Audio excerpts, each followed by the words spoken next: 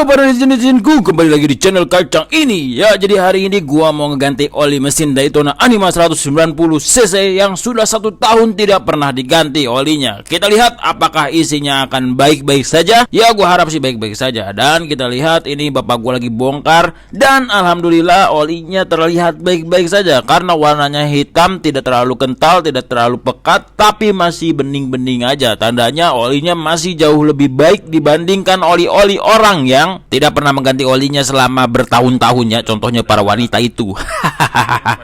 Di sini gua untuk menjawab pertanyaan-pertanyaan yang sudah lama banget ya, yang dimana banyak yang komen bahwa ke gua, "Bang, kok diganti oli cuma seminggu sekali? Kenapa seminggu sekali? Kenapa nggak sebulan sekali, 4 bulan sekali gitu?" Nah, ini gua coba setahun sekali baru gua ganti olinya, yang dimana ini penggunaannya biasa-biasa saja ya guys ya. Dikarenakan gua juga takut yang namanya nge-gym, karena mesin ini cukup mahal harganya untuk spare partnya. Jadi motor ini gua pakai untuk jalan-jalan ringan aja atau daily use seperti orang-orang pergian pada umumnya. Yang dimana motor ini tidak terlalu gua pakai buat jambak-jambakan atau kebut-kebutan, yang dimana itu membuat motor gua takut rusak ya. Jadi gua ada kecemasan itu. Jadinya untuk pengetesan kali ini olinya tidak gua ganti, tapi motornya tidak terlalu dipakai ekstrim ya guys ya. Dan alhamdulillah olinya masih utuh dan kekurangannya pun tidak terlalu signifikan, dan warnanya juga masih hitam. Dan dimana kalau misalnya warnanya abu-abu itu gua agak sedikit cemas ya guys ya. Karena kalau misalnya warnanya abu-abu, tanda yang namanya kopling itu tergerus. Oleh sebab itu, karena oli ini sudah gua ganti, yang dimana oli ini adalah oli Motul 511040W.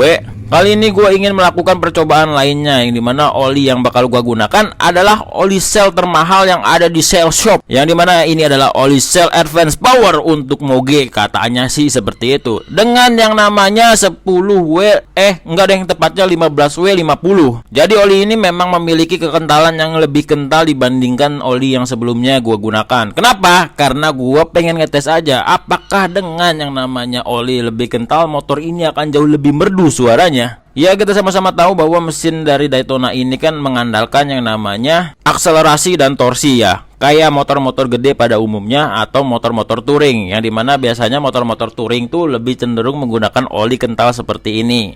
Nah, oleh sebab itu, dikarenakan gue juga bukan anak balap, yang dimana fungsi motor gue juga biasa-biasa aja, jadinya gue menggunakan oli kental seperti ini. Walaupun oli kental yang gue gunakan adalah oli yang cukup kental, tapi ini tetap encer ya, karena ini adalah oli sintetik, yang dimana biasanya oli sintetik memang encer kadar yang namanya kekentalannya. Beda hal kalau misalnya kalian menggunakan oli mineral, itu biasanya kental bener tuh oli, dan biasanya juga cepat rusak si olinya. Nah, ini tuh udah kelihatan di sini juga udah penuh sampai bleber-bleber, langsung aja dimasukin dan ditutup. Habis ditutup langsung udah kita tes nyala motornya. Sebenarnya kapasitas oli dari mesin Daytona ini 800, cuman sedikit gua agak paksain sekitar 950 atau 1 literan lah kurang lebih. Karena apa? Karena gua pakai oil cooler di sini, yang dimana oil coolernya juga kapasitasnya cukup besar. Nanti kalau mesinnya udah nyala, otomatis olinya mompa, habis itu masuk ke oil cooler, oli yang ada atau yang ketampung di chamber mesin akan berkurang. Nah, oleh sebab itu oli yang gue masukin akan jauh lebih banyak kan sedikit.